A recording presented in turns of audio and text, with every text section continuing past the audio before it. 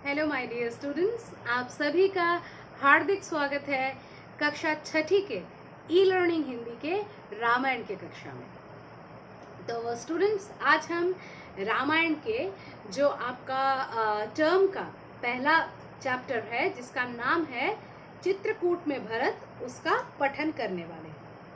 ठीक है, चैप्टर थोड़ा बड़ा है और हमारे सिलेबस में जहाँ तक मुझे जहन में है केवल 2 ही चैप्टर हैं, तो हम लोग छोटे छोटे बैचेस में डिटेल्स में पढ़ के इनको समझने की कोशिश करेंगे। तो तैयार हो जाइए सब कोई, अपने किताब की पृष्ठ संख्या 26 निकाल लीजिए।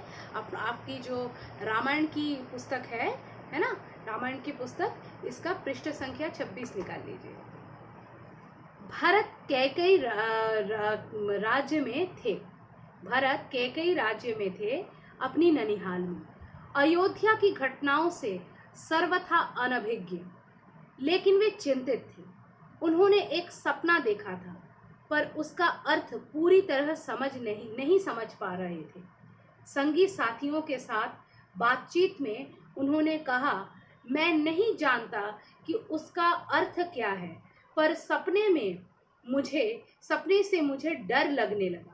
मैंने देखा कि समुद्र सूख गया, चंद्रमा धरती पर गिर पड़े, वृक्ष सूख गए, एक राक्षसी पिता को खींचकर ले जा रही है। वे रथ पर बैठे हैं, रथ गधे खींच रहे हैं। भरत कैकेयी प्रदेश में था, जो कि उसका ननिहाल था, उसके माँ का घर, ठीक है, उसके नाना जी का घर, तो वहाँ वो था।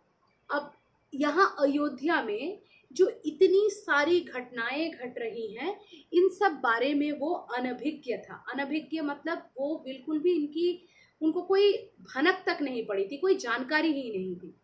देखिए, तब तो मोबाइल फ़ोन का ज़माना नहीं था कि एक फ़ोन घुमाया और बता दिया कि ऐसा ऐसा हो रहा है। मोबाइल फ़ोन तो दूर की बात, फ़ोन का ज़माना भी नहीं था। ना हवाई जहाज़ थे, ना मतलब ट्रेन्स थे कि इतने जल्दी जल्दी कोई जाके किसी को खबर देगा।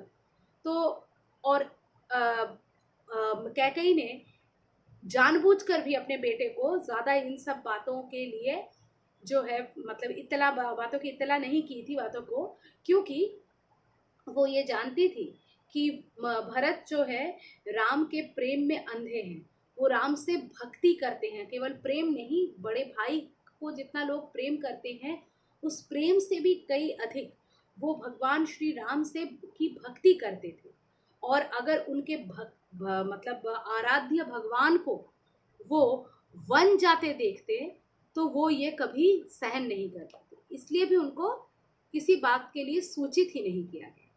लेकिन वो अपने घर परिवार से बहुत ज़्यादा प्यार करता था।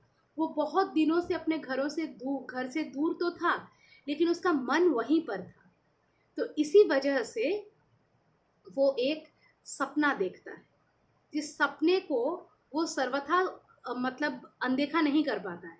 उसको डर लगता है उस सपने को देखने पर, और उसे लगता है कि कोई अनिष्ट हुआ है या होने वाला है।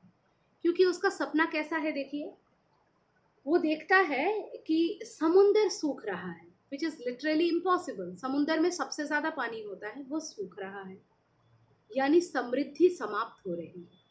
और क्या देख रहा है? चंद्रमा धरती पर गिर पड़े हैं। आकाश से चंद्रमा धरती पर गिर पड़े हैं, मतलब जिनको सुशोभित रहना चाहिए, जो शोभा बढ़ाते हैं, उनकी मर्यादा का हनन हुआ है। कितना रेलेवेंट सपना है, देखिए। उसके बाद वृक्ष सूख गए। वृक्ष हमारे संसार को चलाने का एकमात्र सोर्स है। यदि पेड़ पौधे नहीं रहेंगे तो इस दुनिया में कोई जीव नहीं रहेंगे। आप बोलेंगे कि मैम, जो कार्निवोरस एनिमल होते हैं वो क्या करेंगे? कार्निवोरस एनिमल तो हर्बीवोरस एनिमल को खाते हैं। अब हर्बीवोरस एनिमल अगर हर्ब्स नहीं पाएंगे तो वो क्या खाएंगे? तो ये संपूर्ण सृष्टि जो है, ये पेड़ पौधों पर ही चल रहे हैं। They are called the producers. तो अगर पेड़ पौधे सूख गए हैं, यानी प्राण शक्ति का ही अंत हो गया है। ठीक है। और क्या कहा गया है? और कहा गया है, एक राक्षसी पिता को खींच कर ले जा रही है। राक्षसी शायद यहाँ उसने अपनी माता के लिए ही ये प्रयोग किया है, क्योंकि जिसके अंदर आसुरी प्रवृत्ति होती है वो जैसा काम करते हैं दयाहीन मर्यादाहीन, उसकी माँ ने ऐसा ही एक दया का नामो निशान नहीं, निर्ममता का परिचय दिया है। और पिता को जो है रथ में लेके जा रहे हैं, उसके पिता रथ में बैठे हैं और रथ जिसको घोड़े खींचते हैं उनको गधे खींच रहे हैं। मतलब यहाँ पर पूरी उल्टी गंगा बह रही है, मतलब घोर अनिष्ट उनको ऐसा लग रहा है। जिस समय भरत मित्रों को अपना सपना सुना रहे थे, ठीक उसी समय अयोध्या से घुड़सवार दूत वहां पहुंचे। ठीक उसी समय अयोध्या से घोड़े में करके तब तक दूत, इतनी बड़ी घटना घट गई है, पिता की मौत हो गई है, राम जी वनवास चले गए हैं, तो बताना तो लाजमी था। वहां तक पहुंचते हैं, घुड़सवारों ने छोटा रास्ता चुना। अब घुड़सवार उसे वहां कुछ बताते नहीं हैं, वो एक शॉर्टकट लेकर के उसको ले जाते हैं जल्दी पहुंचने के लिए। और भरत को संदेश मिला, वे तत्काल अयोध्या जाने के लिए तैयार हो गए। ननिहाल में भरत का मन नहीं लग रहा था, उचट गया था, वे अयोध्या पहुंचने को उतावले थे। अब ननिहाल में उनका मन भी तो नहीं लग रहा था। इतने सारे इंसिडेंट्स को मन में सोच सोच के उनका मन ही मन बैठा जा रहा था, और जिनके लिए वो व्यथित थे उनकी एक झलक पाने के लिए, सब कुछ ठीक है ये अपने आंखों से देखने के लिए वो आतुर होते जा रहे थे।